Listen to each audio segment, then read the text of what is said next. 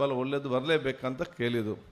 ಆದ ಕಾರಣ ಇವತ್ತು ನಿನ್ನೆ ರಾತ್ರಿ 11 ಗಂಟೆಗೆ ನಾವು ದೂರದ ದುಬೈನಲ್ಲಿದ್ದರೂ ಇವತ್ತು ಬೆಳಿಗ್ಗೆ ಬಂದು ನಿಮ್ಮ ಈ ಕಾರ್ಯಕ್ರಮದಲ್ಲಿ ಬಂದು ನಾವು ನಿಲ್ಲಕ್ಕೆ ನಿಮ್ಮ ಪ್ರೀತಿ ವಿಶ್ವಾಸವೇ ನನ್ನಲ್ಲಿ ತಂದು ನಿಲ್ಲಿಸಿದೆ ಅಂತ ಹೇಳಲಿಕ್ಕೆ ನಾನು ಇವತ್ತು ಬಯಸ್ತೇನೆ.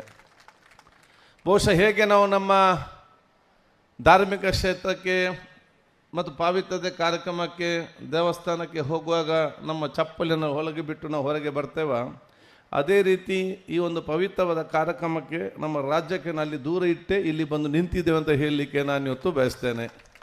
ಬಹುಶಃ ನಮಗೆ ಇವತ್ತು ಅತ್ಯಂತ ಸಂತೋಷ ವಿಚಾರ ಅಂತ ಹೇಳಿದರೆ ಬಸವ ತತ್ವ ಮತ್ತು ಬಸವನ ವಚನಗಳು ಬಹುಶಃ ಇವತ್ತು ಇಡೀ ನಮ್ಮ ದೇಶ ಮತ್ತಲ್ಲ ವಿಶ್ವಕ್ಕೆ ಕೂಡ ಇವತ್ತು ಕೊಡುವಂಥ ಅತ್ಯಂತ ದೊಡ್ಡ ಮಟ್ಟದ ಸಂದೇಶ ಅಂತ ಹೇಳಿ ಇವತ್ತು ಪ್ರತಿಯೊಬ್ಬರಿಗೂ ಕೂಡ ಇವತ್ತು ಗೊತ್ತಾಗಿದೆ.